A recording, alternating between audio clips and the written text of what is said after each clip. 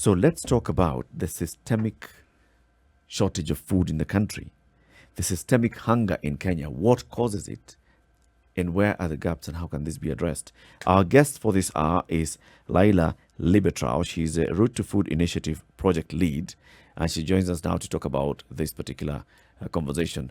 Layla, welcome to the Situation Room. Morning. Thank you, Eric. It's good to have you. We call that the hot seat. So It's feeling warm. enjoy the warmth as we continue the conversation. Let's start with just understanding what this initiative is all about. What is Route to Food? So, Route to Food Initiative started about 6 years ago, and we are an alliance working on issues to do with the right to food.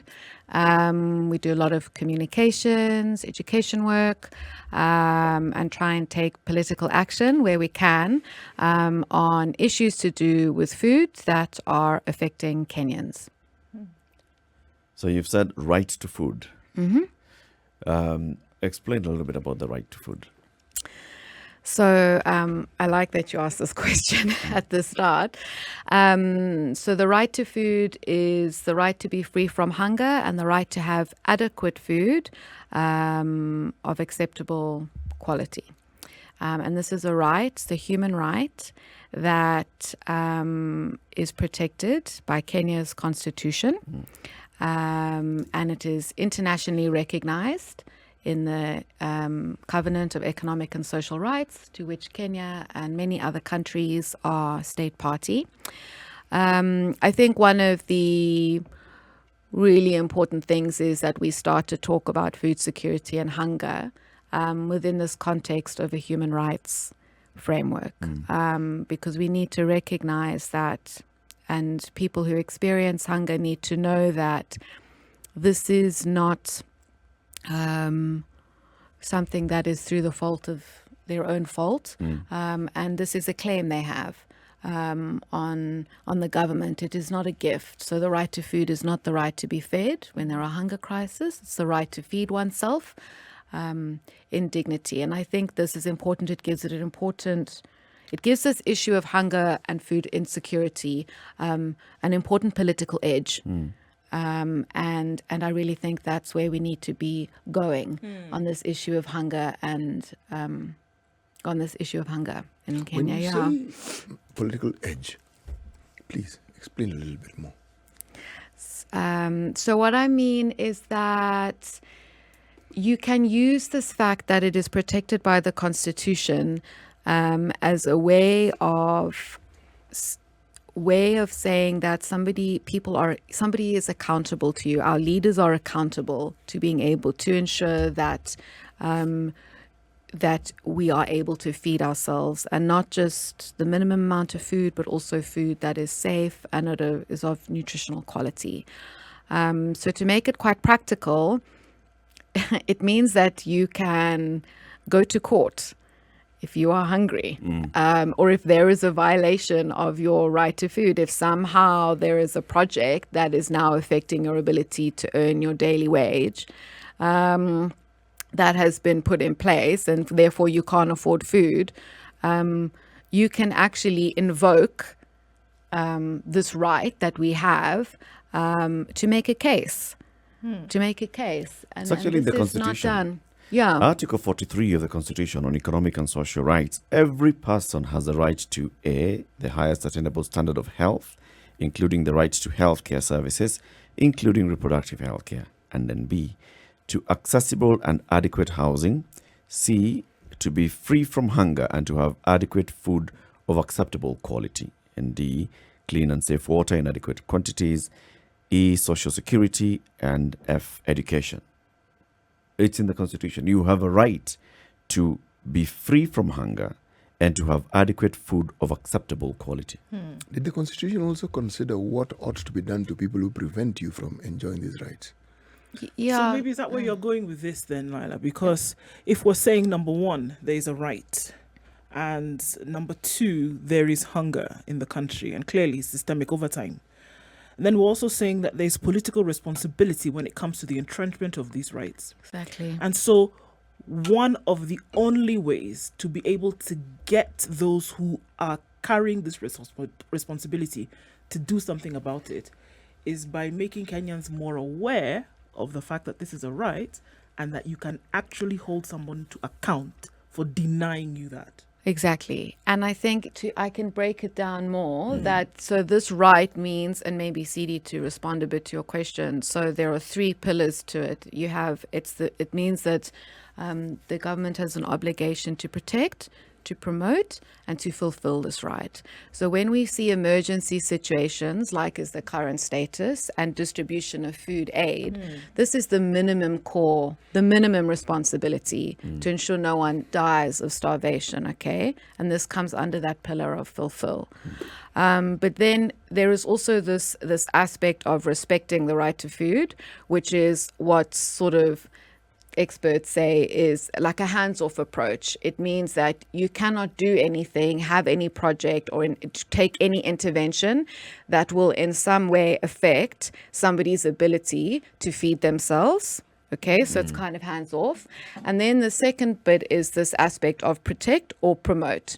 And this requires positive action. So when we look at like the agriculture budget, we want to see progressive increases over time given to this budget, so that recognizing that we're not going to have hunger one day and it all fixed the next day, but that we're taking steps. And an example would be to see that, for example, in budget allocation, the kind of agricultural development agenda we're following, how are we enabling people to access food?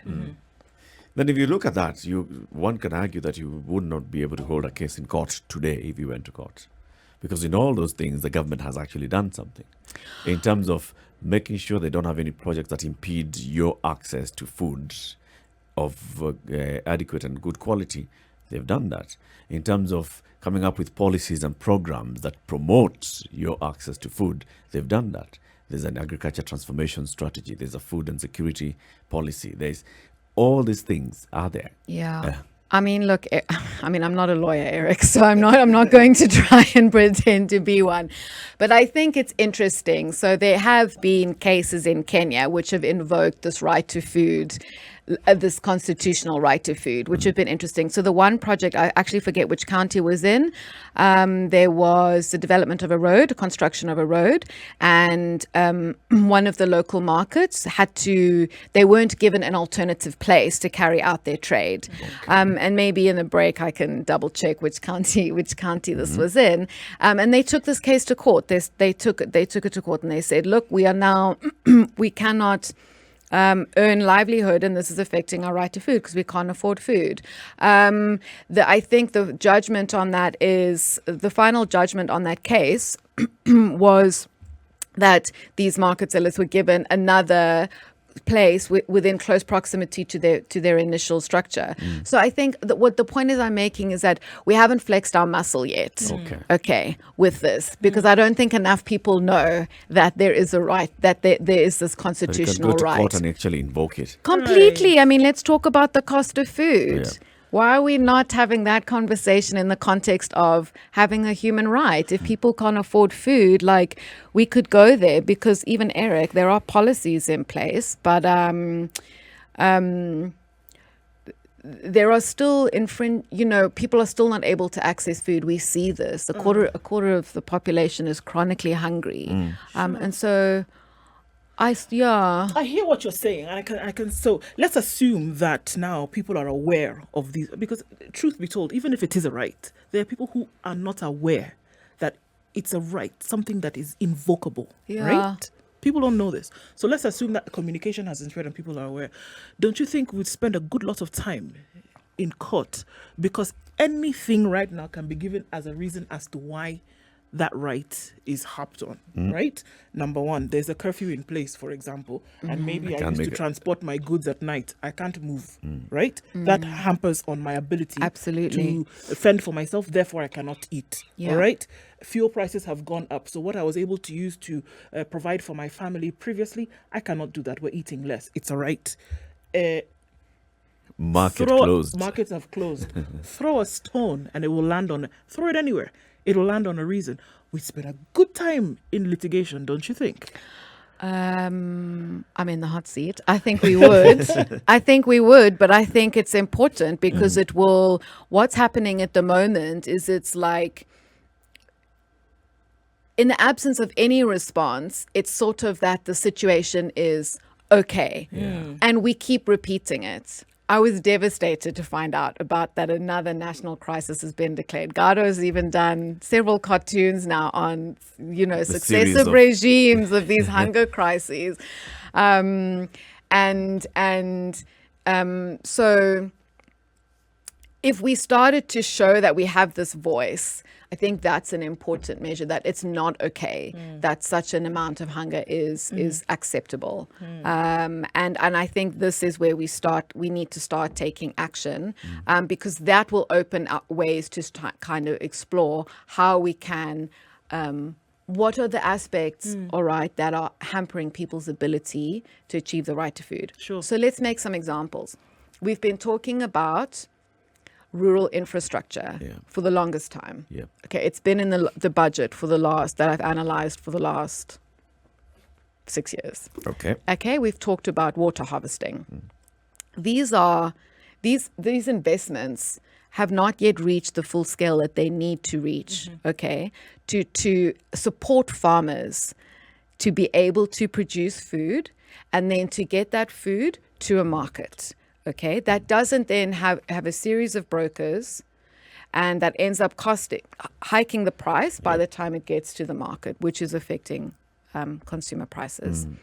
So if we were to start agitating a little bit about these issues in the context of having a right, maybe this gives it an important political edge. It gives it a muscle. It gives it a framework, a legal framework in which these conversations can have, not just it's not just like a continuous conversation that's not really going anywhere, or these promises that fail to be realized. I think we need to respond.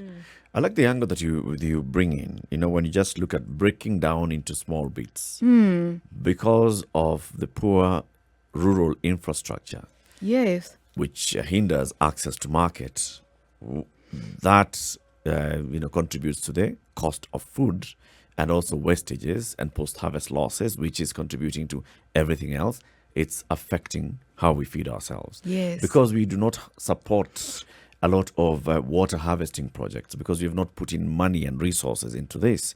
Then we don't have food to grow. We don't have water to grow the food. So if we break it down that way and we start looking at such things, then the conversations around the budget, for example, will no longer be about, so how much money has been removed from this and taken to the other. It'll be looking at the issues that really affect the people, the things that matter.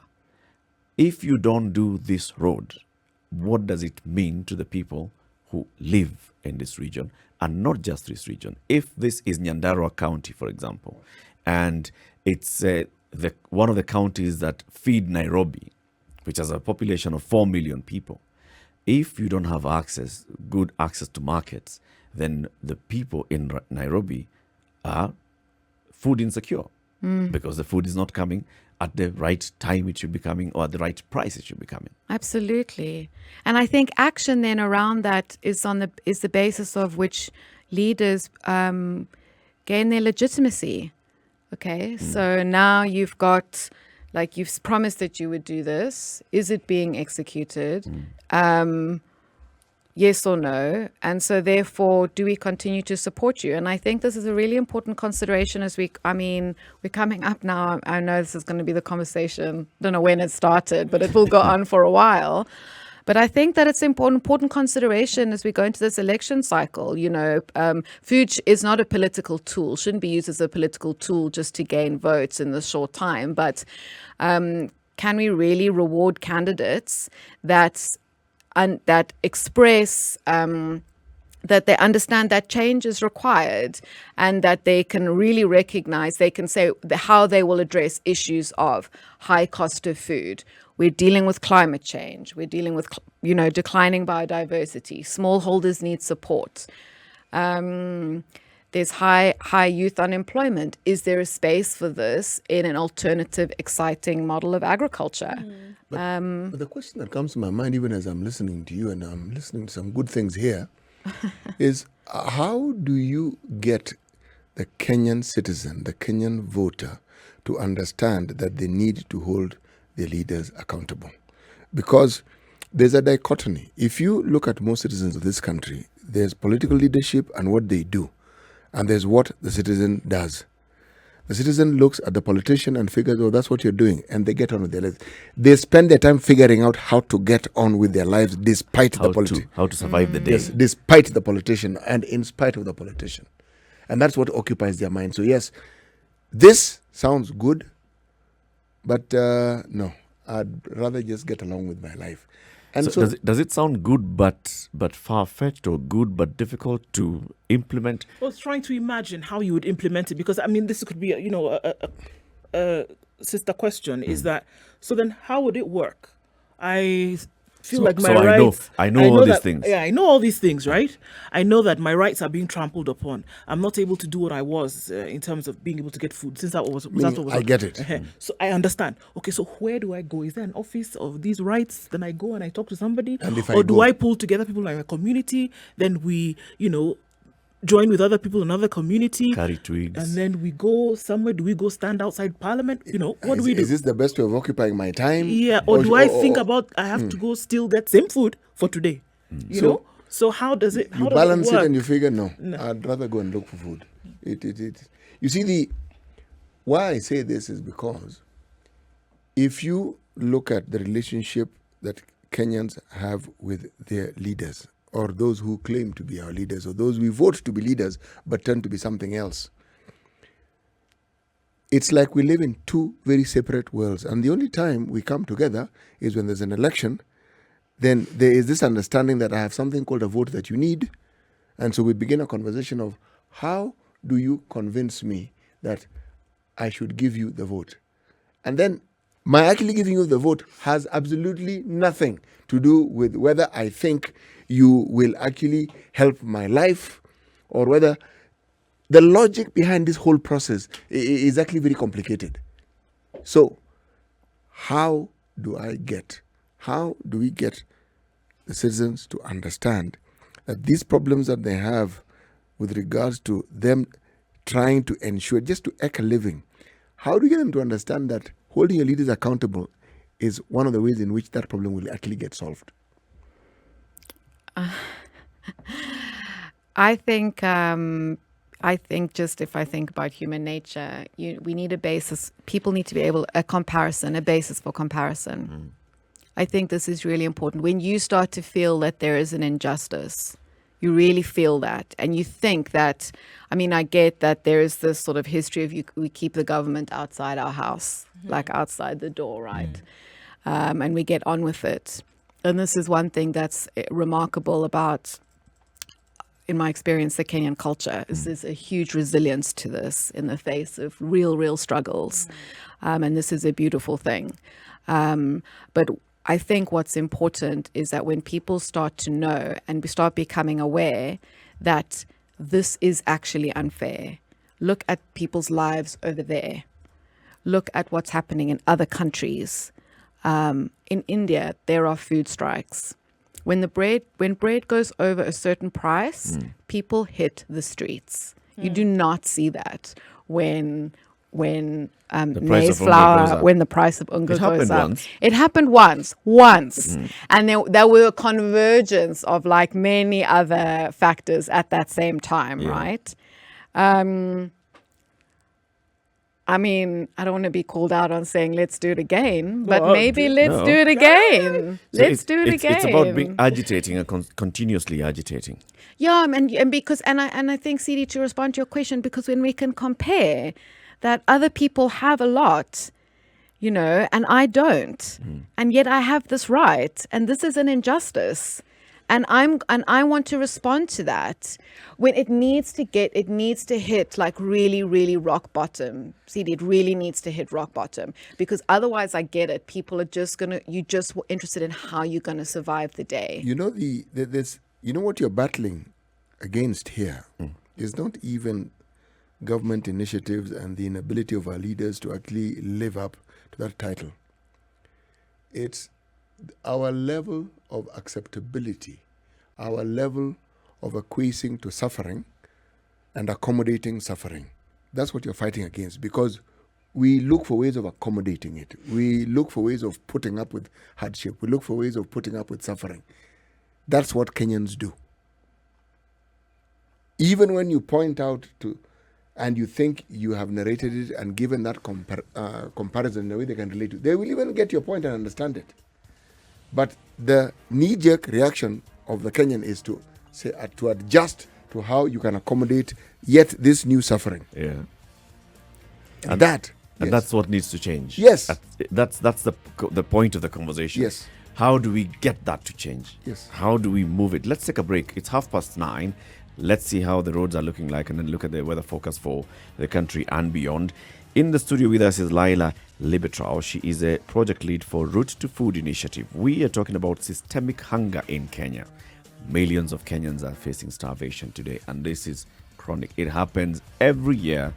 The government will declare hunger a national disaster, mobilize funds, try to feed the people. Some will die. The government will deny they didn't die because of hunger. They died because of something else, and it will be a back and forth. We'll forget it. We'll come back and continue the same conversation. But this time we need to ask ourselves, when does this end?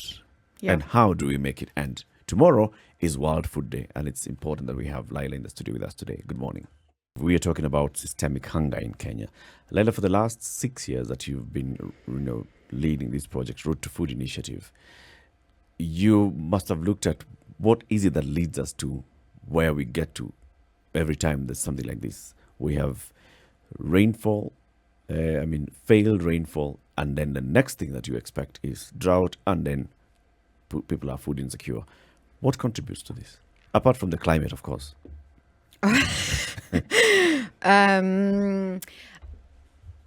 Look, Eric, I think it's the fact that we are making a lot of promises about supporting smallholder producers, and we're not actually doing that. So we're not actually adequately investing in extension services to enable people to understand how they could better farm, better produce food in the context of climate change. It is a big deal. This is what is affecting farmers. Access to water. We've spoken a bit about rural infrastructure. And I think what I want to offer today, and at this juncture, is that we really need to change our agricultural development agenda. So we are pursuing an agriculture that is, we need to ask ourselves, what kind of farming do we want to do in Kenya? We're pursuing a very old path now, which is big agriculture, monocropping, a lot of inputs, chemical inputs, pesticides, synthetic fertilizers. And, World Food Day theme tomorrow is our actions are our future. And I don't want us to get all excited because tomorrow's a World Food Day, and let's quickly do posts. But quite seriously, that there is so much evidence showing that these input heavy agricultural models where we're doing farming at large scale, one crop, etc. It's showing that they're failing. That it's failing. It's not making smallholder farmers, it's not doubling their produce. It's not earning them a higher income. And so we need to ask ourselves, what sort of change do we need? What are the sciences? What is new science showing us about how we are producing food and how our food systems work? And that's... But these debates are being had at various quarters, aren't they? They are. From the Agriculture and Livestock Research Organization to others, to Tegemeo Institute at Egerton University. There are studies and researches and conversations and debates about whether to go this monocropping or to bring in others, organic, or to or go organic, yeah. or go synthetic, or how to even aggregate smallholder farmers to make them one big farm. all these conversations are taking place. But What direction do they need to take so that they can then move? We need to be decisive, because I want to go back to this proverb, which is perfect for this conversation, that to what is it? To bite indiscriminately, you end up eating your own tail. To bite at random and to be haphazard about how we do farming and how we do agriculture, I think is wasting our resources, wasting our efforts, and it can be better used. So if we say we are committing to an agroecological approach to farming and food systems, it means this is what we're going to invest in. Budget funds go to this. Programming goes to this. Extension services can be provided that are telling people about integrated pest management. We're much more critical in this sort of, if we follow this path, we're much more critical around power in the food system. Whose interests are we supporting here? Okay. Are we supporting the interests of profit-making companies? You know, this United Nations Food Systems Summit has been a big conversation this year, because it's in its leadership. It's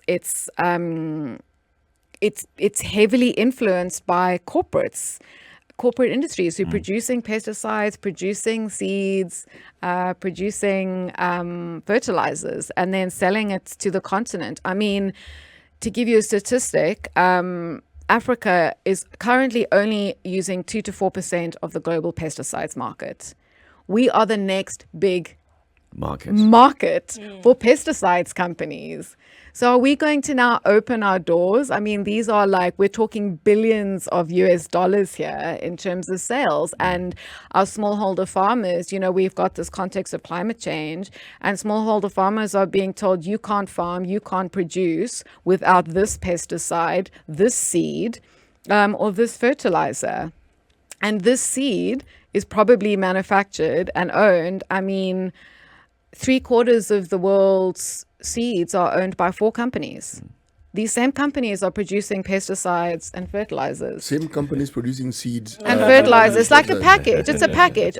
When you go even on Jumia and they tell you, they bundled some goods bundle together. stuff for you. Yeah, you can say you want to buy, this top, and then at the bottom they say recommended also purchases. Maybe you want these shoes and this necklace.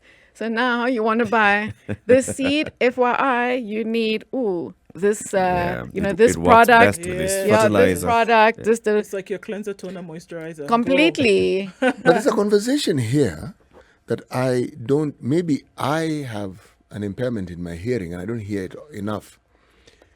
The one of just basic self-sufficiency. Because a lot of the conversation has to do with food going to the market, people earning money from it.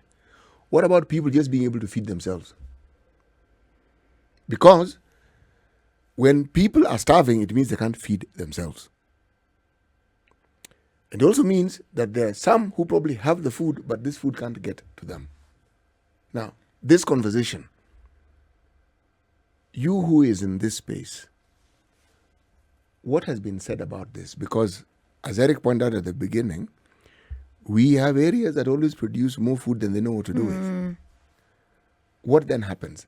And even these places that we say have difficulties in producing food, yes, difficulties, but it doesn't mean they can't. Exactly. It doesn't mean they can't. And so when we start looking at alternative models like agroecology, and I don't want to, how can I say this? This is farming with nature. It is fully a science and been proven to be able to produce food. This is showing that food can be produced even in places where you think it can't be produced. And this can support people to feed themselves. I think your point, what's being said to your point on where there is excess in one side and scarcity in another, goes to show that food is not a function of production. So why is our farming when we talk about who are producing food? So, I mean, how can I break this down? In Kenya, smallholder farmers are producing more than 80% of our food. We absolutely are not recognizing them enough. We're talking about big irrigation schemes, big we're not giving them the resources that they need and the financial support to be able to produce this food and get it to market in a cost efficient manner. They're not being paid fair prices for their produce, and they're vulnerable. So are you saying that I'm still trying to just draw that connection between what we are saying and power? Well, so if we say like, there are people, the people who are producing food, smallholder farmers, do not have power. It's like their voice, they're one of the biggest constituencies when they're saying we need more roads, we need support to build roads. Why are we not jumping at that and building those people their roads? They need the road, they're feeding us. Extension services. If somebody is saying, I'm struggling with this pest, I need to know not which chemical pesticide to use from my agrovet, which has been made by some company in Germany and sent here and is going to kill my soil and, I don't know, maybe give me cancer in 20 years' time. Like, if they're saying, can you help me to learn how to farm differently and manage pests differently, we should be jumping. We should be going, yes, here is a training center. Here is the support you need. And I will come back and visit you to invest in this knowledge, because these are the people that are producing, these guys and girls, should I say, and women are the ones producing our food. Tell me something a little bit more about this concept I keep hearing about, organic farming. What on earth is organic farming? It's farming without chemical inputs, so without chemical pesticides, without synthetic fertilizers. So you are using indigenous seeds, and if you look at it in an agroecological context, it's about recycling the resources you have on your farm. Essentially traditional farming, the way we Exactly. farmed before all these newfangled ideas came to our doorstep. Exactly. And I think this is actually one of the saddest things happening in this conversation at the moment, is so many of these concepts seems that they are these like bourgeois European ideas, and they are not. Like, this is traditional farming. This is how farming has been done in Kenya and on the continent for generations.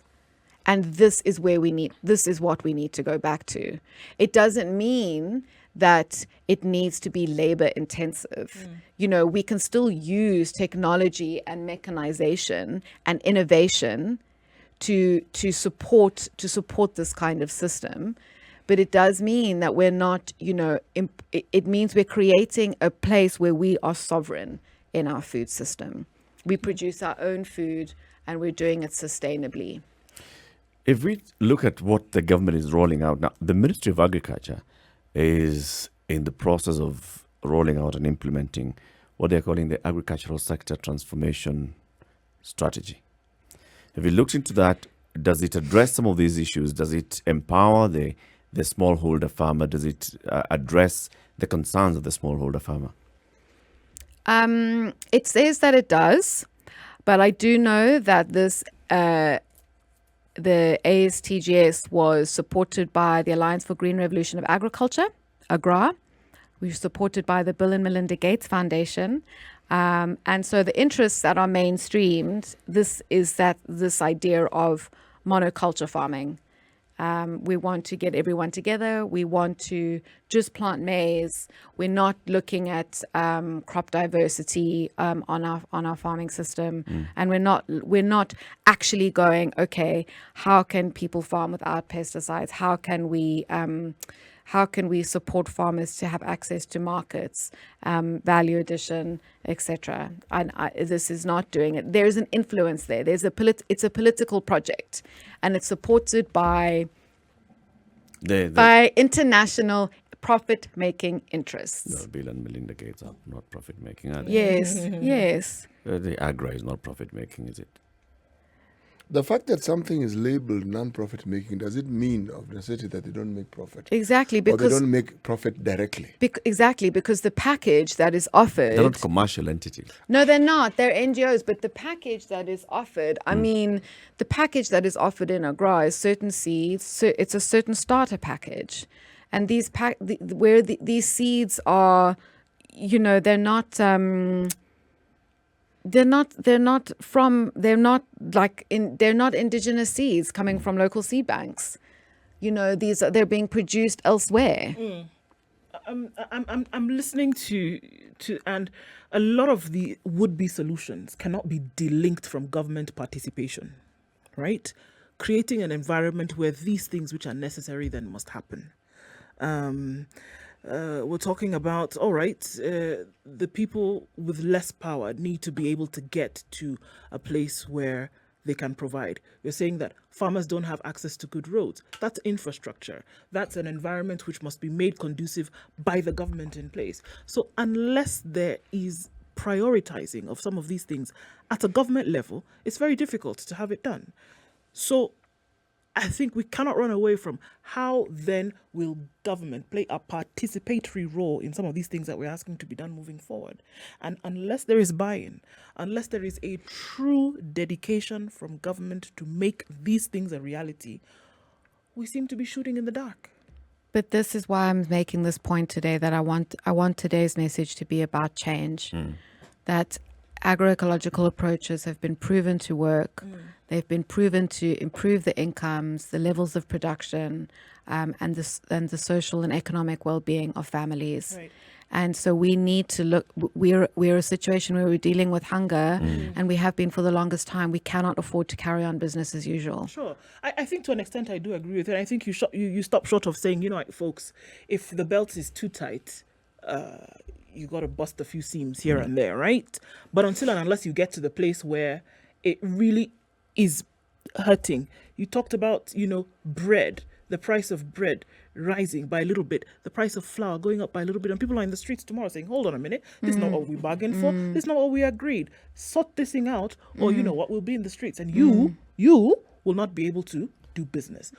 We have many examples. Egypt, Chile, India, like you talked about. So it got to biting point, though.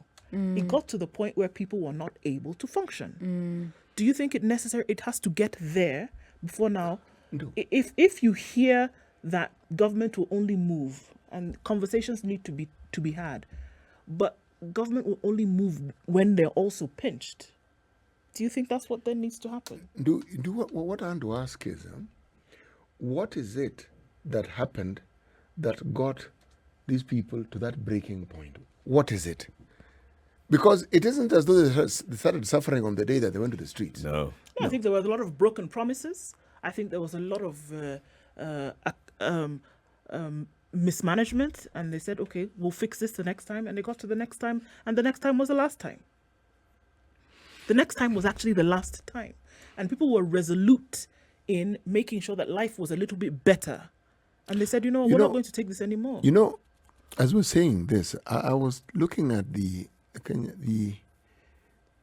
Kenya Agricultural Research Institute, and just some of the things I have come across. I am not a farmer. I have a small interest in farming, and it is fascinating, literally fascinating, what research has been able to develop. The region I come from, once upon a time, we were major sugarcane growers, and we even have a research institute to support it.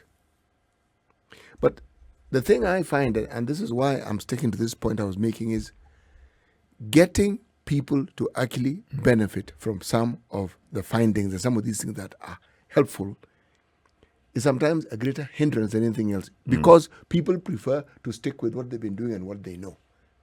And it's the same mindset that brings about this idea of we are used to our suffering. We are used to adjusting. And so, yes, we are having a problem. Yes, we see it. When people make statements like, Navumilia kwa Mkenya, it sounds like a flippant statement. It isn't. It actually gets to the heart of the matter, that this is our culture. This is the way we are. How do we change this culture? Because for me, that really is the problem. That simple thing. I think this can be supported by a lot of information and awareness. Yes. For instance, like you say, Calro does a lot of research. And scientists from Calro go to other international fora, and people shut up and listen to them. Yes. And they say, oh my goodness, yes. scientists from Egerton University, the researchers at Tegemeo Institute, those in very many other, institutes of research in various sectors of our agriculture, they Top notch. they're top notch, and it's what they say. We were speaking the other day, and one of our university researchers here was telling us our big issue is in data collection. When we talk about post-harvest losses, we just throw in figures there, but nobody has actually gone to collect actual data of our post-harvest losses. We don't know. They We estimate just it at say best. estimation, blah, blah, this and the other. Now, if we connect the people to, there's a lot of information, and then the stumbling block is this political power that we're talking about that does not want that does not want to pick up this information and implement it. Because it's been produced, it's been told this is how we can implement. It gets to a certain level, that whole story is changed, a different document comes out of this in-between machine. If we get people to see that there's something here that is blocking you from the person who can help you, your brother, your sister who went and studied agriculture and understands what needs to happen, but they are blocking you from it, then we'll say, tear down the wall, Mr. Gorbachev. The blockage. Bring down the wall. I guess we need to get there. Layla, what do you say? I mean, I'm with you, Eric, because it's a very frustrating space to sort of be in, as much as, some of I think the practical things we've tried to do at the Root to Food initiative is to be very public about some of the real issues affecting the right to food. I mean, we've worked on this pesticides issue quite a lot, this pesticides petition when it comes to and food safety. This is for us has been a practical intervention. Okay, so what pesticides are registered? How are they actually being used? Does it make sense to allow them to still be used in the country?